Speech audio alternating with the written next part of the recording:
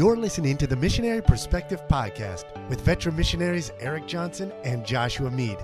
We're glad you could join us. We trust this podcast will be both a blessing and a challenge as we relate topics in world evangelism from a missionary perspective. Now, here's Josh and Eric. Hi, this is Joshua Mead, and we are glad that you are joining us today for our Missionary Perspective podcast, and we are really excited. Today we have with us veteran missionary Bob Mach. He is serving in the Ivory Coast, or I think technically it's Cote d'Ivoire. Am I right, Brother Mach? Yeah, it sure is, Josh. They ask that it be referred to as Cote d'Ivoire regardless of the language. Excellent. So tell us a little bit about who you are. How long have you been serving in Cote d'Ivoire? And then tell us a little bit about, I guess our first question after you give a brief introduction is how did you come to serve in Ivory Coast or Cote d'Ivoire? What led you to Cote d'Ivoire? Okay, well, again, Bob and Becky Mach, we're sent by the Cleveland Baptist Church in Cleveland, Ohio, to the Ivory Coast in West Africa with Baptist International Missions Incorporated. And we have been working here for 26 years now in church planting ministry, first in the city of Anyama, and then since the year 2000, we've been working in the cities of Bingerville, Zanapadugu, and Mans. How the Lord led me to the Ivory Coast. When I was in high school, I felt the Lord directing me into missions, I guess because once I accepted Christ at the beginning of my 9th grade year, I'd heard the gospel for 2 years, and I just assumed that everybody in the world had that opportunity. I thought, quite naively that the gospel is published and is announced everywhere in the world, and everyone has an opportunity to think it through and come to their decision. And as I started growing spiritually, I, of course, learned that that was not the case, and the Lord kind of used that to move me towards missions. My first couple of years in college, I was thinking maybe Latin America or South America, and possibly, Mexico or someplace like that. And the Bible college I was going to only offered Spanish, and they only took missions trips to Mexico. And so it seemed like that was all working out really well for me. But when I was finally able to go on the missions trip that particular year, they did not go to Mexico. They went to Togo, West Africa, which, of course, when I first got that news, I thought, man, this is very disruptive. I don't know why they're doing this. But I opted to go on the trip anyway, and very, very quickly upon arriving in Togo, I really sensed that, this was the area of the world that the Lord wanted me to work in. So as I wrapped up college, I knew I was coming back to sub-Saharan West Africa. And it was while I was on staff at church, at our church there in Cleveland, that through prayer and through talking with people and what have you, the Lord narrowed it down to Ivory Coast. You had told me when we came out to Ivory Coast for our missions, what do they call it? Conference, anyways, for missionaries. We came down to Ivory Coast. Yeah, the field conference. And one of the things you mentioned about when you sensed your call to God was you loved it so much coming out and just being on the mission field. Your first, I don't know if it was your internship, but you enjoyed it so much you thought, surely God can't be calling me to that. Talk a little bit about that. The Lord certainly wants us miserable in whatever it is that we're doing. So you just know it's going to kind of be that way. And when I got to the Ivory Coast, it was my first real experience outside of the United States. Man, I loved it. We got in on a Tuesday, and the following day, Wednesday, our college group divided up into smaller groups of 4 or 5 students, and we each went with a different missionary to their midweek service. And, I'm finding myself in this village here in Togo, was just loving the experience. And somewhere in that evening service, the thought came to me, hey, I can come here. I can come to sub-Saharan West Africa as a missionary. I haven't committed anywhere else. And that was immediately followed up with the thought, no, there's no way that this would be God's will for my life because I'm just loving it way too much. And so for like about a week, I'm kind of going through this bizarre mental process where I'm thinking, boy, what a shame, what a shame the Lord wouldn't have me work here. I'm just really enjoying it so much. And then finally, in my devotional times, like the Lord finally got through and said, Bob, sometimes you are so profoundly stupid. Perhaps the reason why you're liking it so much is because this is what I created you to do. So by the time that we came to the end of that trip, I just was very much convinced that the Lord was going to bring me back to sub-Saharan West Africa. I love that. Just amazing how God works in that ways. And sometimes we're just stubborn. We miss it. When you, so you came back, surrendered to the call, Cote d'Ivoire was in your crosshairs. Tell us a little bit, maybe, tell us a little bit about meeting your wife. Was mission something she always wanted to do? And then you guys get married, raise support, and then talk about a little bit about your first term. What was your first term like? So introduce us a little bit to your wife, how you guys met, and then a little bit about your first term, your experience. Yeah, Becky is the second of 10 children. She was born into the John Marshall family. My father-in-law was an evangelist during those years. And I didn't meet her until I was 26. It was after my first full year on staff at our church there in Cleveland. And, it was, quite frankly, really beginning to wonder at that point in time. Pastor Roy Thompson, our founding pastor, was still pastoring the church, and he made it pretty clear to me that unless I was absolutely convinced I was supposed to stay single, I really wasn't going to get in any deputation or anything else until I had marriage taken care of. And, that can provoke a young man to getting pretty deliberate about getting himself married, which Right. didn't work for me very well at all at the church there. But after my first year of teaching, that first summer of '89, Becky's family came to our church for her brother-in-law's ordination. And so that's when we first met. It was actually in the bus garage, because at that point in time, I was out there working on another girl's car. And that girl was out in my car going to get something for us to eat. And I remember thinking, Lord, I don't know where she is in my car right now, but if you would just have my car break down wherever it is, that would be perfectly fine with me. And unfortunately, that didn't quite happen, but it did allow for Becky and I to meet. That was in July of '89. I was able to see her for a week in November of '89. I was able to travel with her family in the summer of 1990. And we got engaged in September of 1990, and we were married in May of 1991. So Becky had never sensed the Lord calling her into missions. She just knew she was open to whatever the Lord would have her do. And I was pretty direct about that. In that week in November of '89, where we were able to get together each evening for a week, we got to the end of that time, and she was going to be flying back out to Washington, and her family was going to be on the West Coast for like 6-7 months. And you have to remember, this is in the day before the internet, before cell phones. Right. The only way I could communicate with her was on a landline. And you remember with those, you don't call people on landlines, you call places hoping that those people happen to be there. And as well, you sat down with an actual pen and a piece of paper and wrote a letter and then took it to the post office. So communicating back in those days required a great deal more effort. We got down to the end of that week, and I said, Beck, I'm going to tell you, I've really loved this week. I've really enjoyed this time with you. I'd love to continue to communicate with you, but you got to know, I'm 26 and I don't date for kicks anymore, and I'm going to West Africa. So if you would like to stay in touch, I would love to call and write over these next few months until you get back on our side of the country.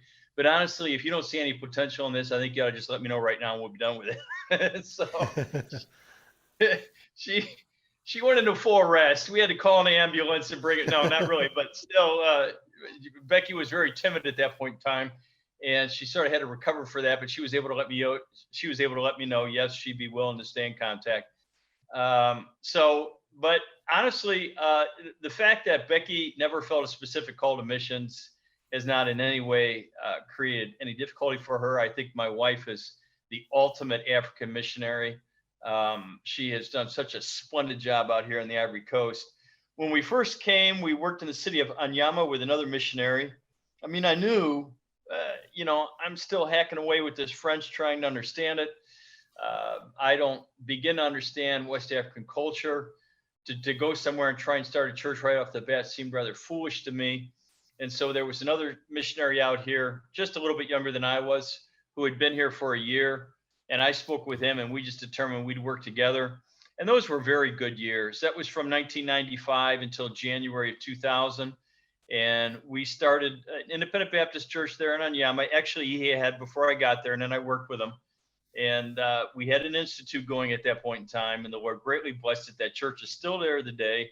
That missionary turned it over in 2006 to one of the men that we trained in those late 90s, and church is still going today. As a matter of fact, that pastor is the president of the Pastors Fellowship out here now, doing a terrific job. And our first term, in my opinion, really was a good success. It allowed us to get into the ministry without necessarily carrying the whole weight of it. And as such, we were able to improve our language skills and develop our cultural understanding. That's excellent. That's so important, those first years of training. And oh, wait a second. It says we're running out of time. We've removed. Okay. I just saw a sign that said it up to minutes.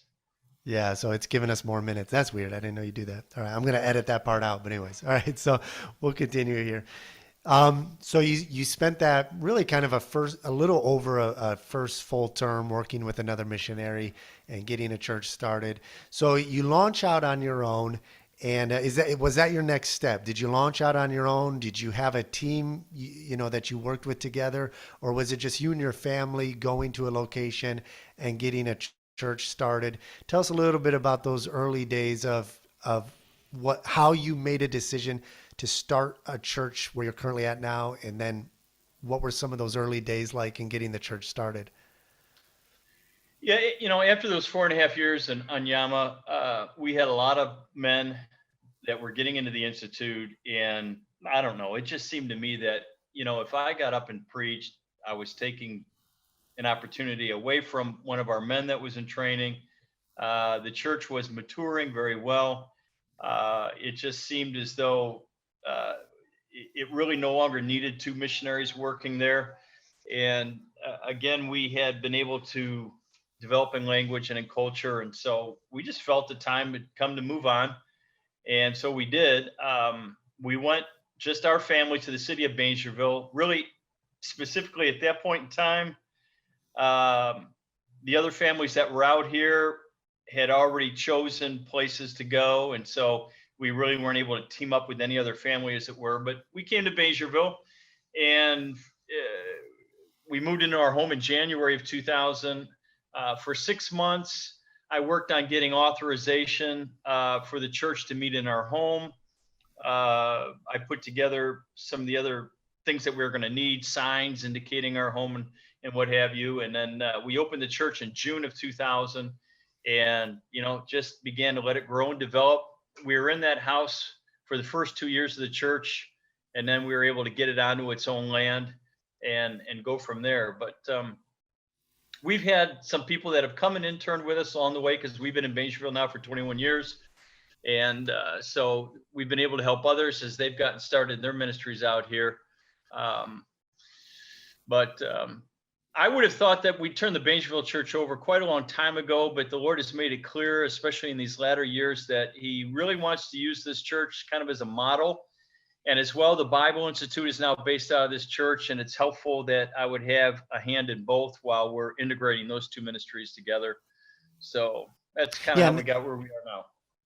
And that's something I want to get into a little bit later and get a deeper look into kind of that pattern of church planting that you guys are using in your approach to ministry there. But when you got there in those first years of planting planting your church, getting the gospel out, what were some of the ways? I like to look at I love different cultures and different insights.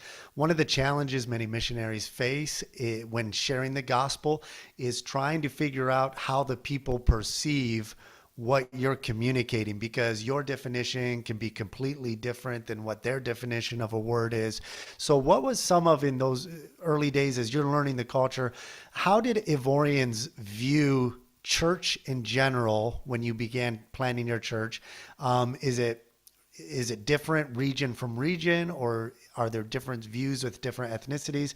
And then how did they specifically view the Baptist church? And then I guess a very more detailed question would be, what surprised Ivorians most about attending a service or two of your church? So kind of what's the broad view of Christianity, Christian terms that the Ivorians had, and then what did they view the Baptist church, and then your church specifically? What surprised them when they would attend your church? Well, Beijville is just east of Abidjan, and so it's always been in the Abidjan district. And with the huge expansion that has been taking place here in the Abidjan area, Abidjan is essentially swallowed up Beijville. So we're in that area. It's the main hub of the country. It's certainly the most modern area of the country. And so to a large degree, the people that we were trying to witness to had some type of concept of church. But most of their experiences had either been in a Catholic church or in a charismatic church. So as we opened our church and we began holding church service and people began coming, the thing that I absolutely heard the most was, and this will kind of make you laugh, but the thing I would hear the most is, wow, you guys really use your Bible here. Like that. Wow, what a novel idea. We're actually going to open this thing and see what it says. They were just either so accustomed to ritualistic Catholicism or experiential charismatic movement, right, that in spite of any church experience they may have had somewhere along the way, it did not include actually getting into the scriptures and understanding what they were saying. And I think really that has become the trademark. I think when our people talk to other people in the town about our church, that's generally what they'll say more than anything else. Hey, if you come to our church, you really will begin to understand what the Bible says. And so that's kind of how it was. So in your early days of church planning, what was your primary efforts put into to get the church launched? Obviously, discipleship, evangelism, we give those answers when we're raising support to churches on deputation. When they ask you, what are you going to do? Well, we're going to church plant, we're going to disciple, we're going to evangelize. That's a given. But a lot of times when a missionary gets to the field, he has no ideas really what that's going to look like as it's being fleshed out. So in your early days of the church plant, what did that look like? Your discipleship, your evangelism, was it similar to what we might do in the States? Were there things you did differently than what you were expecting to do? And then let's get into, after you talk a little bit about that, I want to get into how your outreach began to grow and expand with various methods and ministries. But let's just start with that. Your first early days, what was most of your effort and energy put into getting the church started? Well, in the beginning, it's pretty simple. Especially with us, we were meeting in our home. Our house, we've moved since then, but the house we were in at that point in time was on 2 levels, and the downstairs level had a large room with its own entrance out of the property, out onto the road. And so it was perfect. We could just open up those doors. The folks would come into that room. We'd do the church service there. When we were done, they could leave. And, it didn't leave us with the feeling that we had these people invading our home every time. It worked exceptionally well. But it's right there at the house. You're not developing any church ministries. Essentially at the beginning, you're just establishing your church services. And we just started, with the typical Sunday morning, Sunday night, Wednesday night services. So, so much time to be able to go out into town and evangelize. I just used to walk in the streets or walk through the neighborhoods. That's all I'd have to do. People would stop and start talking, just start sharing with them the gospel, letting them know we had the church going. And, for like the first year or two, there's never a church service without a visitor. Another thing that helped a great bit was just putting up signs around town indicating where our church was meeting. For the first year, I don't think there was ever a service that went by where we didn't have a visitor who said the reason why they'd come was because they'd seen our signs. So we found that to be pretty effective. As people accepted Christ, we began into a discipleship program that, of course, included right there at the top baptism and getting them to understand what that's all about. Right. We had kind of a 16-lesson thing that we like to do, and we would go through salvation, eternal security, and then hit baptism. And as we recognized that they were understanding the concept of baptism and how that was supposed to go and what it was supposed to mean, then we would begin to baptize them. And, we just operated at that level for a long time. where we're just doing the 3 church services because it was in our house. We had to recognize that we had other people living in their homes around us, so we didn't use a sound system. We didn't have any other activities there outside of those 3 services each week. And boy, the church really grew. I would say within a couple of years, we're well over 100, and it was getting a little rough there at the house because that room downstairs, I could have about 70 adults in there, and the kids we had out back underneath the tent. And we were packing that place at about 90 on Sunday morning, 90 adults, and the kids out back, and it was getting very challenging, which was why we were so thankful to get onto our property when we did. But that's kind of how it got started. I mean, I often think back to those days. So much evangelism, so much opportunity to get out and talk with people. After these 21 years with the church and with the Bible Institute, I mean, my ministry now is really heavy in the Bishop area, organizing and administrating and overseeing and helping those ministries go. But back in those early days, all kinds of opportunity to evangelize and get out and talk with people. And so that's kind of how it was. And it stayed that way for the first 5 years. Yeah, I remember coming out. I loved just the spirit of the church there and seeing the dynamics of the ministry. And I encourage you at the end of the podcast, Brother Mac will leave his contact information, how you can follow his ministry, learn more about it. But it's just incredible what the Lord is, how he's using you there, what he's doing. One of the questions I had is here in Senegal, our experience working with specifically the Wolof people being predominantly Islamic is that your religious identity here is completely tied in with both your national identity and your ethnic identity. It's inseparable. And so they view church as being the Tubob religion, right? The white guy religion, unironically, as they, totally embrace Arab culture and Arab dress. They're calling the members of our church just followers of the white people. But that being said, in Ivory Coast, is it a similar perception with when you have a foreigner, such as yourself or myself working in a country? Is the church viewed as the white guy's church, or is it just viewed as we're all believers, we're one in Christ? Or was there kind of a transition where this isn't Bob Mach's church that you're starting? Was that ever even kind of assumed with those who would come and join, to where it is now, where when I was there just a couple of years back, this is an Ivorian church with Ivorian leadership. And so was that always like that from the beginning, or was that intentional in your part in the way that you led, or did it just happen?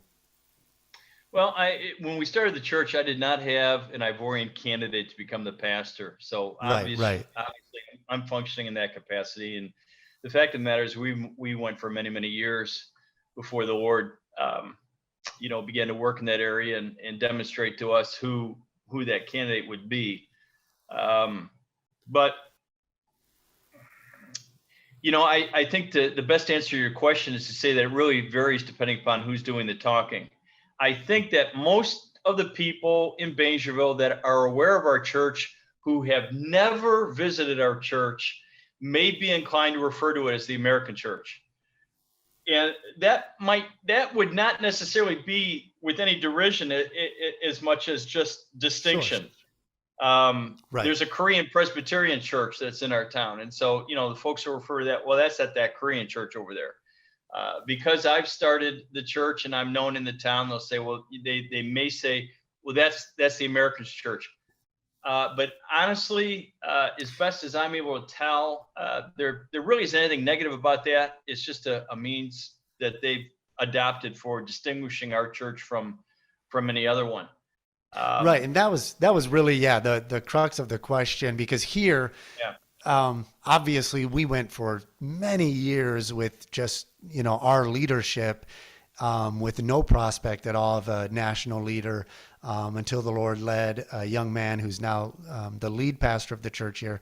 But there is within the culture here a negative connotation to Christianity in general. Obviously, we're in a different part of the world. So I guess, yeah, my main question, and you answered it, was, is that obviously it's going to be looked at as, there's an American there. And so that's going to always stand out. That's what we noticed here. Anytime there's a foreigner involved, that's going to stand out like a sore thumb. But are there any negative connotations to that? And if not, then I mean, it's not an issue that has to be addressed in every culture. In ours, we have to try to address it a little more than maybe in a place like Cote d'Ivoire. So, go ahead. No, I was just going to say, I don't think that generally speaking, it's negative. You always have some personalities that don't deal well with differences and want to hold to what they view to be traditionally theirs.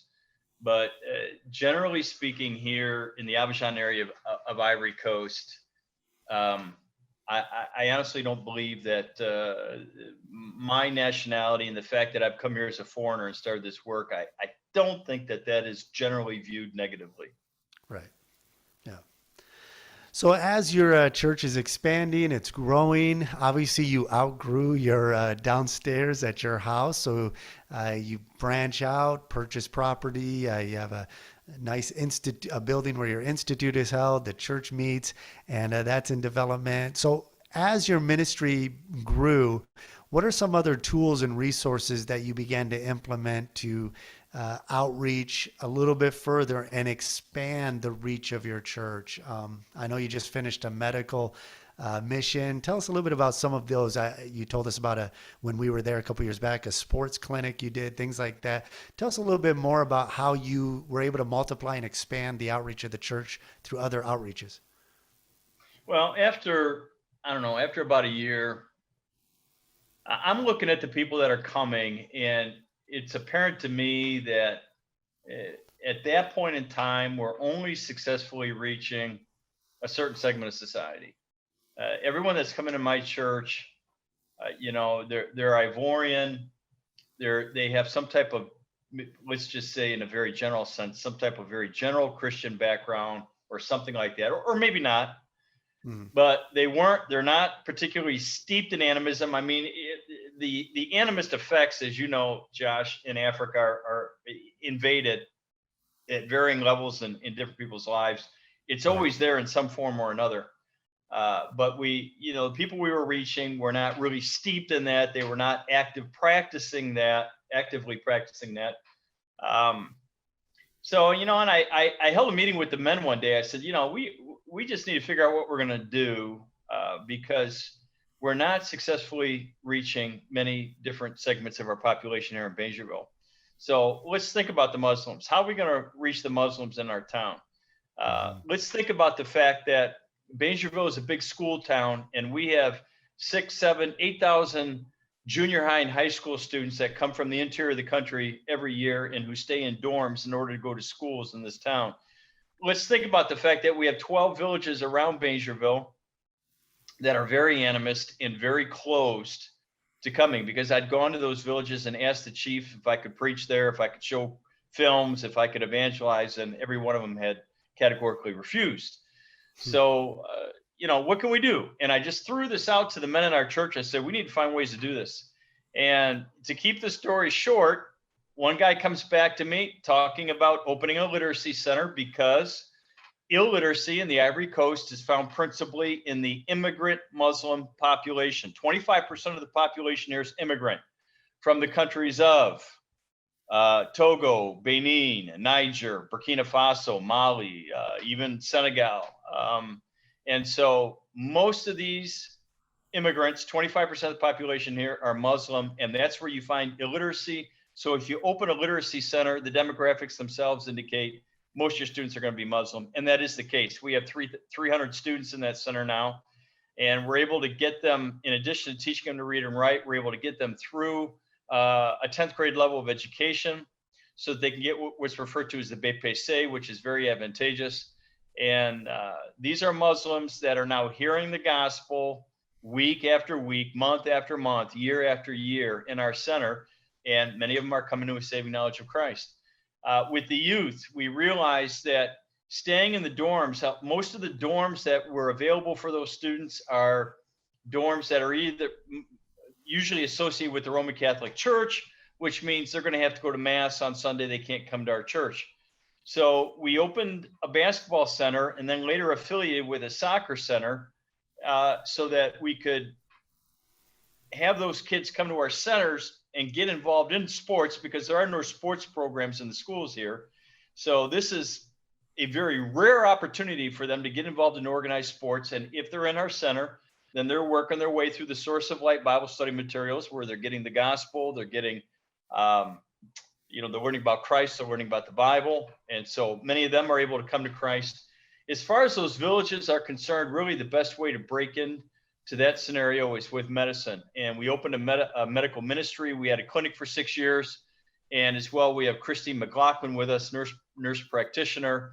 And she does medical work in those villages. And that keeps those villages open for us to come in to evangelize and hold church services. So it was really the men of our church that had these ideas. I was often resistant. I mean, the literacy center, I told our guy, I said, man, we've already got 8 of those in our city. That's kind of social gospel. I'm not sure I really want to go down that road. Why would you suggest that we do that?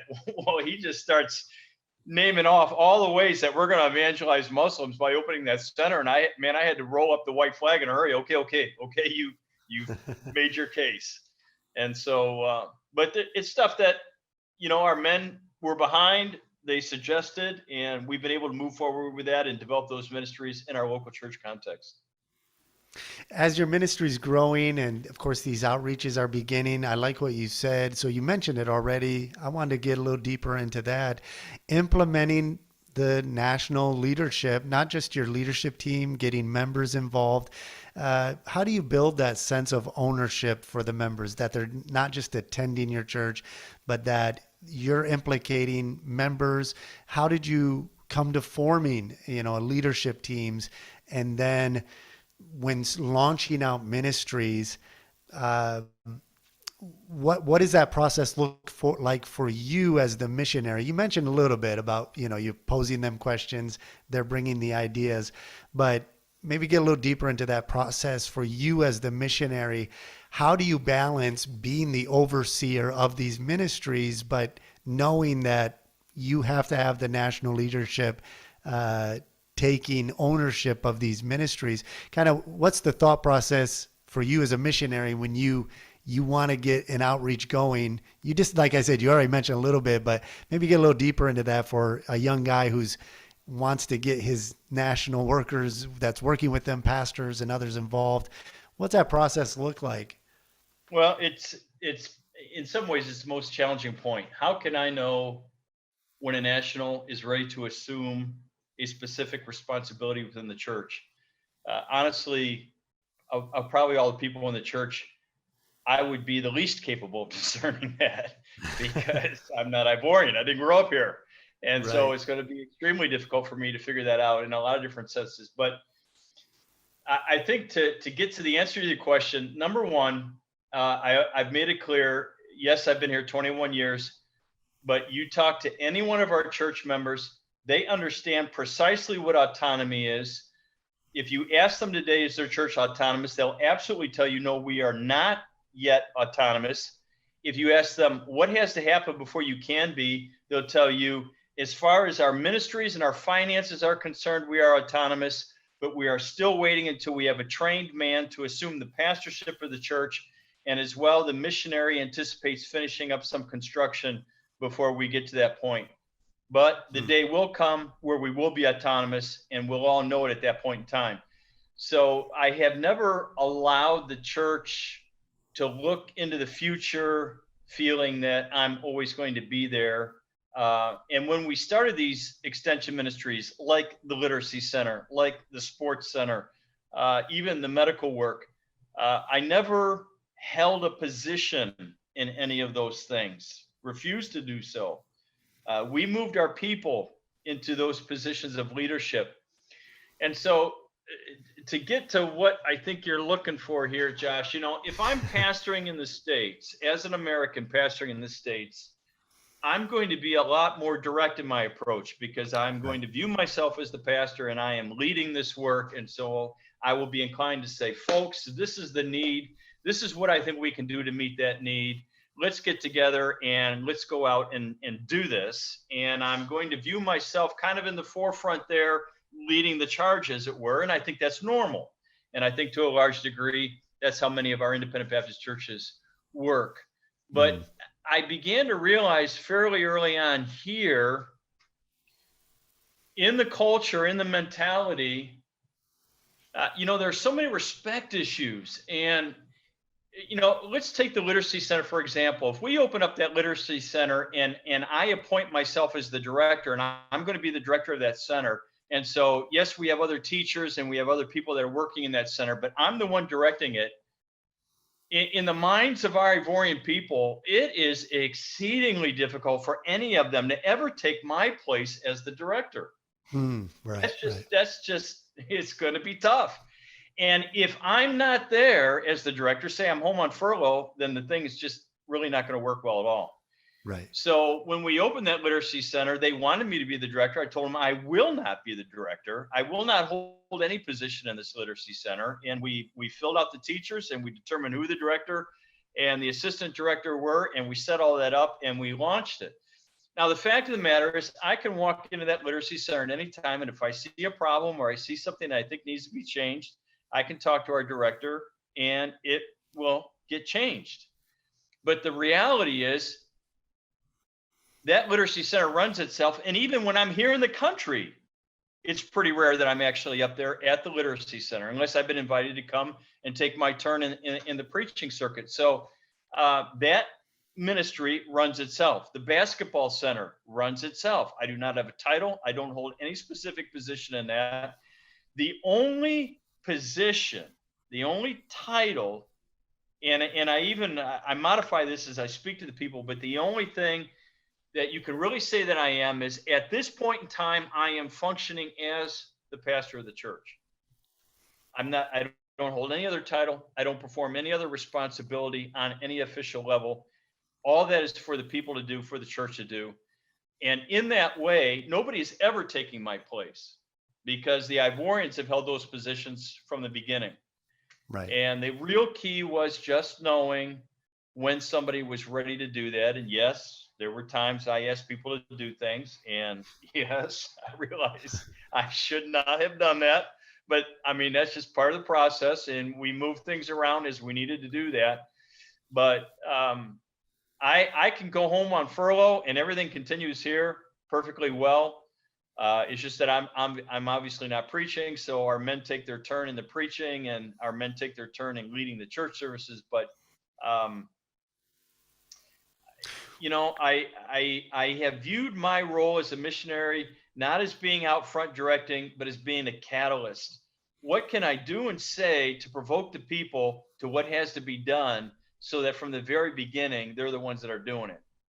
And that seems to have yielded more success than the direct approach, let's say. Well, that's exactly the answer. You answered what I was trying to articulate. And it is something that's difficult to articulate, I think, for a lot of missionaries, that weird reality of you're leading a ministry, but at the same time, your hands aren't in everything in that direct approach, like you said. And it sometimes is hard to articulate that role of how it works. I like what Malik Job, the lead pastor of our church here, what his brother said. He held a seminar on soul winning and door-to-door soul winning and evangelization last year. And one of the things he said was, we're grateful for the missionaries in the past who have come and the missionaries who are here now. But he said, it's time for us, we the Senegalese, to step up and to begin doing the ministry and taking the lead. And this statement he made, he said, we need to let the missionaries lead from the shadows while we take the front. And I think that was a good way of articulating it, that, it's a role where we do the same thing. We start a ministry, but I'm sitting in the background, especially kids ministries. I'm not involved directly because there's laws here where a foreigner can't be involved directly with teaching children and things like that. But I'll sit back in the shadows and sit back as things are going, kind of overseeing it. And so sometimes that's hard to articulate. I know one pastor I talked with before I came back, I was explaining our vision. I told him that we just confirmed a lead pastor. The church voted and accepted Malik as our lead pastor.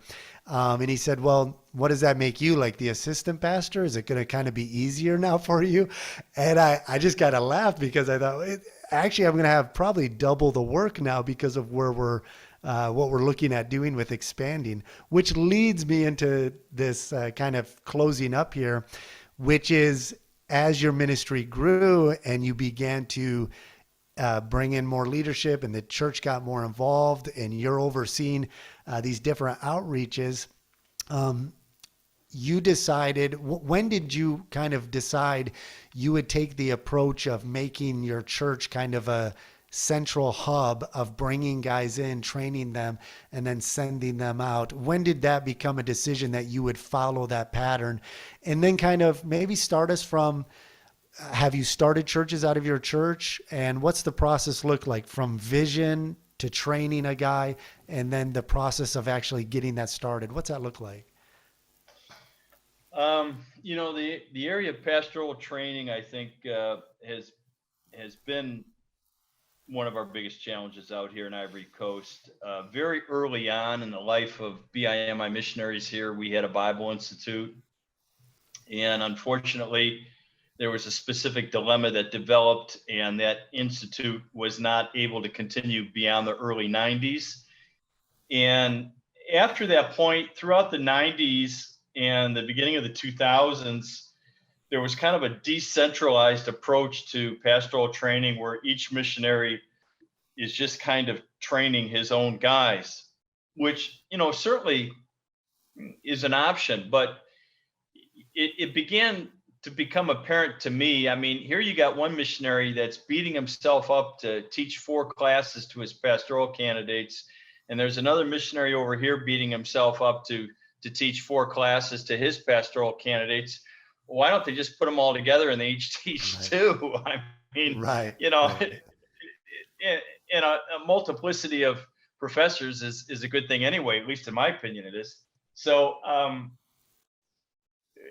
it was challenging. And when we were in Anyama, we opened an institute. But once I left Anyama and we started approaching the time where that other missionary was going to be leaving, that institute closed. And so, I felt burdened about that. And so in 2003, we had another autonomous church that wanted to open a Bible Institute.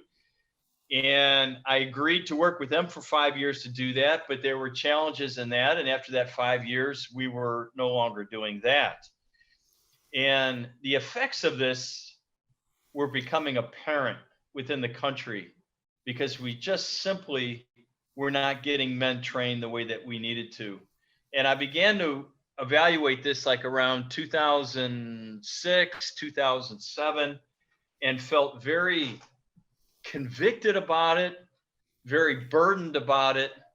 And so I began to determine, what is it going to take to have a Central Bible Institute again that will meet the necessary needs in order for our candidates to be able to come and get this training. And I knew we were going to have dormitories. I knew that we were going to have computer access for them and libraries and what have you. And so we started putting the plan in place to have the building that was going to be necessary to bring these things together that were going to be necessary. And it took about 8 years to get to where I thought we were ready. But we started in December of 2016 with our first class and began to go from there. And as all this is evolving, again, I'm starting to see more the role that the Lord had in mind for the Baingerville church in the midst of all that. Now, we were starting other churches in the meantime. I mean, I came with that typical, I'm not critical, but just sort of that typical thing. I got to start this church and I got to have it done in 5 years. I mean, I got to have a guy trained and I got to have him taking it over.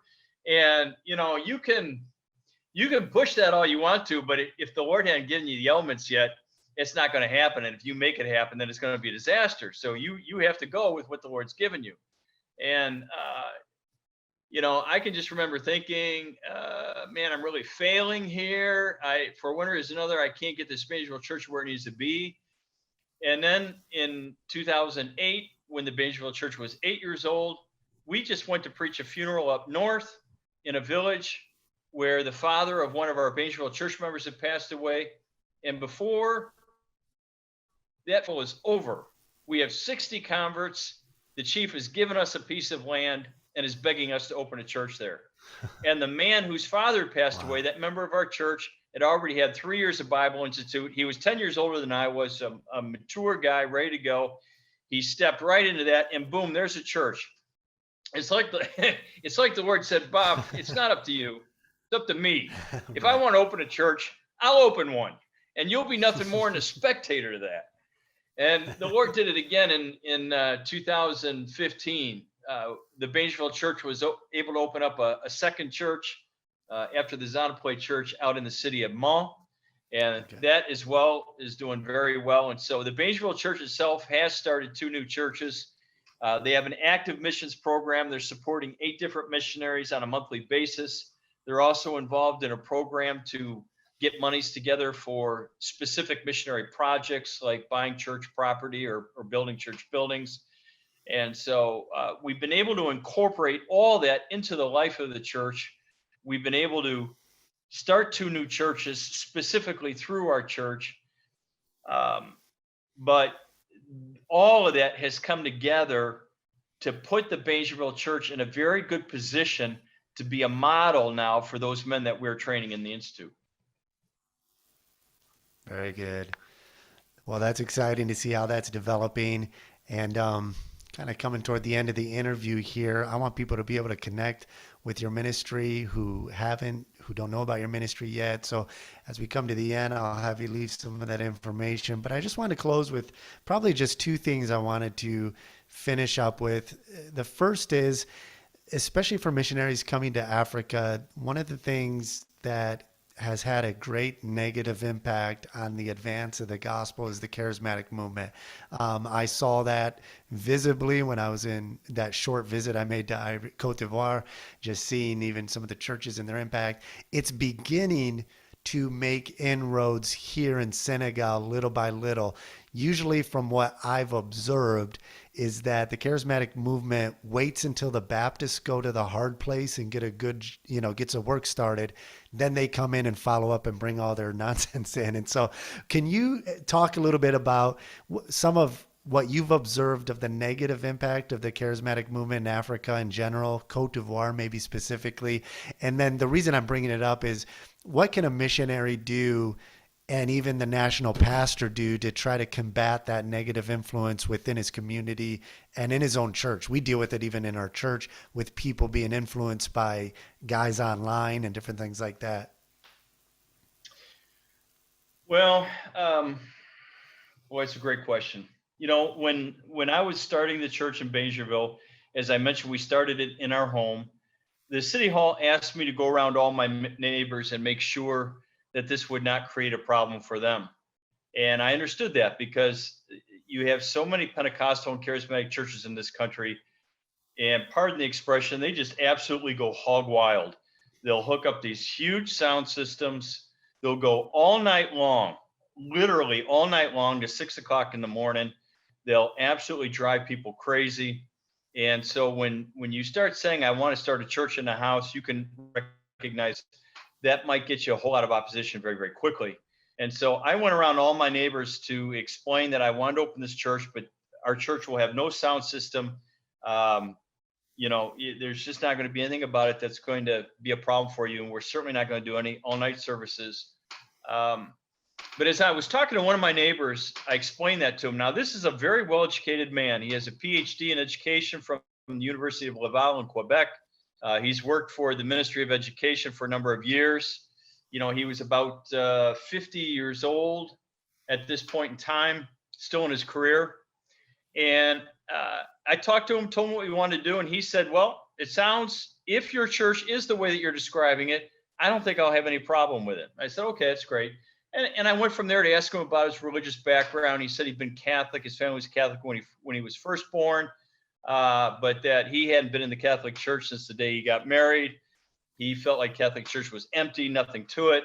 I said, well, have you ever visited any other church? And he said, yeah, he had a colleague that went to the Foursquare Gospel Church, and he visited there a couple times. And I laughed. I said, wow, I mean, you've hit the two extremes. You've got the dead Catholic mass on this end, and Foursquare Gospel in the charismatic spectrum. That's about as extreme as you get. I said, "What'd you think of that?" Now, this was his answer. This is a man who has not accepted Christ, an educated man, and he said to me, the charismatic movement is nothing more than West African animism using Christian terms. Right. Now that is. On the spiritual plane, that's a nuclear bomb. Yeah. Really, it is. Yeah. And, it took me a long time to digest that and to really understand what he was trying to say. But the fact of the matter is, a practicing animist who, for one reason or another, may feel like he no longer wants to practice animism, is going to feel remarkably comfortable in the charismatic church and is going to feel very much like he's been doing the right things. He just has not been doing them for the right person. I see. Yeah. And this is devastating. This is devastating. So, as we start our church, we are huge on declaring with our people that we do nothing that is not substantiated and commanded in the scriptures. So everything that we're doing as a church, we're constantly going back and saying, why are we doing this? Okay, this is why we're doing this. And we open up the scriptures and we show from the scriptures why we are doing it. Why are we not doing this? We are not doing this. We open up the scriptures, we take them. These are the reasons from the scriptures why we are not doing this. The charismatic movement, of course, the guys that are leaders in the charismatic movement, yes, they write books because, frankly, charismatic leaders are about nothing more than earning money. And if you don't agree with that, I'm sorry, go to 2 Peter 2. Go to 2 Timothy chapter 4, because that's precisely what Peter and Paul are saying. These guys are in it for the money. They don't live the life. They don't maintain any conviction in their own life. They are simply carrying out a type of religious whatever in order to have money and to have power. And so that's very much the case here in the Ivory Coast. So we hit very hard on the authority of the scriptures. We hit very hard on false doctrine and false teachers. And to bring this to a conclusion, to give an example of where this can get so destructive, every charismatic church here on the Ivory Coast, I feel pretty comfortable saying I'd be shocked, quite frankly, if there was a charismatic church that did not practice this. They like to practice what they refer to as deliverance. And of course, from the scriptures, we think deliverance is a great word. We were delivered from the bondage of sin at the moment that we accepted Jesus Christ as our Savior. But the deliverance ministry with the churches, the charismatic churches here in the Ivory Coast, says that a specific sin can be imposed upon a Christian, and that he will continue in that sin regardless of his will, because a demon or whatever is imposing that sin upon him. Ergo, he is in need of a quote unquote deliverance, which means the leader or the pastor or whoever that church is going to have to do some whacked out spectacular thing that delivers that individual from that particular sin. And now all of a sudden he doesn't feel like he has to do it anymore, and he can go on with life without doing that sin. And this is practiced so widely that I get asked this all the time. You guys have deliverance ministry, or when do you have your deliverance service, or how do y'all handle deliverance, And my answer to that is Jesus Christ's death and his shed blood on the cross was sufficient to liberate anyone who comes to him in faith from the bondage of sin. If indeed a person is genuinely born again and he finds himself in a habit of sin, it is because, as James says, he has given himself over to his own lust. He has fed his sinful nature, and that is why he now feels powerless to get out of it. The answer is not some whacked out deliverance service. It is simply recognizing that sin, confessing it, and now feeding the Spirit, feeding the divine nature, as Peter refers to it, and allowing that to grow. And if necessary, get some brothers and sisters in Christ to hold me accountable so that I can get out of this. But I'm telling you, that deliverance is so destructive to good theology concerning Christ, good theology concerning salvation, good understanding as to how the Christian life is to be conducted. And it's brutal. It's terrible. And the charismatic movement is responsible. I'm telling you, by the time everything is said and done, it will have been responsible for sending more people to hell than maybe any other. I don't know. Perhaps only the Roman Catholic Church excluded. Yeah. And I thought you brought up a point about the way that animism plays a role in the charismatic movement. I know you mentioned you're working on, you told me earlier, you're working on a dissertation on animism, West Africa. I want to have you on another podcast and just discuss that topic. I think it would be a big help specifically to missionaries in Africa. And so we'll dig deeper into that maybe in a future podcast, have you on to discuss that again. But we had the same issue dealing with a lady in our church here. She had a cataract. It was that simple, but she came from a charismatic background. And Pastor Malik and I sat her down. We said, look, money was just sent by somebody randomly, specifically for her as a gift. Somebody who had been on a mission trip here wanted to send her money. So we said, look, there's money here. Somebody just sent it. That's God telling you that you just need to get this surgery. She kept telling us, no, God's going to heal me. He's going to heal me. And I believe God heals. But it took us about a month to convince her that this is simply and we took her to James, and I said, look, anytime healing is done in the New Testament church, okay, there's no more healers out there. And we hit on those same things all the time too, false teachers and the fact that nobody has the gift of healing nowadays and things like that. Healing is done within the context of the church. You call the elders of the church and they pray over you. And I told her one of the reasons why that James instructs that is because the pastors can try to discern if there's sin in your life that maybe is, rooting in this, and you need to confess sin because you're already, yes, like you said, you're delivered in Jesus, and you don't need some wacky type of, show to put on.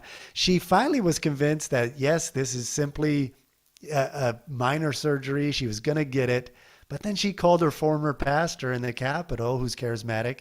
She came to church the next Sunday, and she said, I believe that God has already healed me. I talked to my former pastor, and she's not a member of our church, by the way, because she just attends regularly, but hasn't fully come to embrace, our doctrine and everything. But she loves the Bible's being taught at our church. So that's what draws her. But she said, talk to my former pastor, and he told me I just have to believe that I'm already healed. And as soon as she said that, I saw Pastor Malik just put his head down. He's like, oh, man, these people, you're not already healed. I see the cataract in your eye. Let's get this done. But anyways, there, man. Exactly. So it is detrimental. So I want to have, maybe we'll discuss that on our podcast. Well, as we close out here, I really appreciate your time and you taking the time. Would you just kind of address what are some things as you see a younger generation coming to the mission field, and from the many years you've been on the mission field, let's start with firstly, what are some things you've observed in missionaries, maybe an attitude, an approach that was flawed, that what missionaries got wrong maybe about their approach, their family life, that, a lot of missionaries leave the field and maybe it was just one little thing they could have tweaked in an approach that they just didn't change. What's maybe some things you've observed in missionaries that they got wrong, that they should have changed, or even in your own life, things that you changed maybe that you learned? And then for a young guy coming in, a young family, a husband and wife, what are some things that they should have in mind, given that idea of sometimes we have a Western mentality of doing things. What's the quickest way to kind of learn to adapt to the culture and accept things? And we'll just kind of close out with that. Well, Josh, since 1994, there have been 30 independent Baptist missionaries that have left the Ivory Coast. So we Wow. have observed this and watched it happen. And there are, in fact, many different reasons that can provoke that. But the one that seems the most important to me is this. For many years, we kind of got in a pattern in the States to where, you know, an individual feels the Lord calling him to mission. So we shoot them off to Bible college, and there's not much contact with them while they're there. And finally, they graduate in May and they get married that summer and they start deputation that fall because, bless God, they just absolutely have to get to the mission field as fast as they possibly can. Um, and the fact of the matter is, number one, they never did do the ministry really in any real context over any real period of time. So they did the academics and they went to the Right. classes, but there was never a time where somebody said, you are in charge of this ministry for the next 6 months or for the next year. Uh, there was never a time where they were in the same place with the intent of working full time in the ministry to see how effectively they did win people to Christ. There was never a time where you could check out how is he as an elder? How is he as a pastor or a shepherd? How is he as a bishop? Is he able to do these things? The fact of the matter is, churches are ordaining these guys and authorizing them and sending them out without any real idea whatsoever as to whether or not they can actually do the job. And for me, that's very problematic. I think that a local church needs to recognize its responsibility when it puts a man into the mission, into the ministry, when it puts a man into the ministries. And as such, we read in the scriptures that if God is calling a man into the ministry, then God will give to that man what he needs in order to successfully accomplish the ministry. So the simple fact that a young man stands up and says, God's called me to be a missionary, does not mystically make it so. I really think at that point in time, it is for his local church now to engage with him and say, okay, you feel the Lord calling you into missions, let's work on that. And as he goes off to Bible college, we're actually paying attention to his grades. We may even have a conversation with a professor or two to find out where he is strong, where he is weak, as he is considering life mates, who's going to be his wife. His local pastor, his local church is helping him in that decision because it recognizes its responsibility to confirm that, yes, God has in fact called this young man into the ministry. Once he has received his degree, we're going to bring him back. We're going to set him up full-time in the church. We're going to have him work on staff as best as we can. And we're even going to tell the church, so-and-so is here now. They're doing an internship. He feels the Lord is directing him to the ministry. It's our responsibility to confirm that that is indeed the case. And so we're going to watch him as he does this. You see, in this way, the missionary really begins to understand that he does have a sending agency. He does have a place where he's anchored. He does have a place from which he is thrust out into his missions career. And I think oftentimes that's what really makes the difference. I know that oftentimes with missions, we're very much afraid of the missionary candidate doing an internship in a stateside church. And we have fear of that because, number one, we don't want them to get detoured. We're afraid if they start that internship, then they'll just stay on that pastoral staff forever and they'll never go to the field. Or number two, we'll say, working in a stateside church is nothing like working on a church on the mission field. Therefore, it's a complete waste of time. But in my opinion, both of those are completely forgetting the fact that if this local church is going to ordain them and authorize them to go, they ought to absolutely know something about him and whether or not he does, in fact, have the abilities and the capabilities necessary to get this job done. I'm not going to go into any detail, but of the 30 that came out here to the Ivory Coast, there's a significant number of them that could not serve on most of the pastoral staffs in the churches in the United States of America. And if they couldn't serve there, why are we sending them here? The idea of the mission field is not a place to send your rejects. I'm sorry. But ministering in a new language and in a new culture is infinitely more challenging than ministering in one's own language and in one's own culture. And Yeah. so when it comes to missions, let's have our candidates prove themselves ministerially to their local churches so that when they send them out, they're doing so intelligently, knowing that God has in fact given to this person what they're going to need to accomplish the ministry. And just to end with this, Josh, one of the benefits of that is it will render that candidate a little bit more mature. And having a little bit of maturity before you come to the mission field is not a bad idea. Well, I couldn't agree more. I really appreciate your insight, and that's so important. That preparation time. I try to tell young guys to develop a sense of urgency, but that at the same time, your willingness is not the same as readiness. Doesn't mean you're ready. Okay. So you can be willing to go, but you're not prepared. That's, in fact, we were getting ready to launch out, and one of the pastors on the board, when we were being approved with BIMI, leaned over to my pastor who was on the board and said, "Josh seems kind of young. Does he have any practical experience?" And uh, so I get that. I mean, there's another mission agency that's here in this in our city. There's only one other mission agency, and it's a pretty grueling process. They're not independent Baptists, but it's a grueling process. And what I've noticed is, on average, their missionaries who actually make it to the field are already in their 30s and have a couple kids and have had to serve at least 5 years on a staff in the States. And so I love that as independent Baptists, we do have a little more freedom to follow what God is calling us to do and not as much bureaucratic red tape to get through in what we feel God Agreed. is leading with what God is leading us. But at the same time, I've observed, and I know you just mentioned it, if somebody's not prepared and then you get to the field and there's lack of accountability, it can just turn into a disaster. So yeah, I hope pastors and young men, if you're called to missions, take to heart what Brother Mac just said, and make sure you got the proper training, that you got the heart of your pastor, because we say churches plant churches, right? And it's not just a cliche.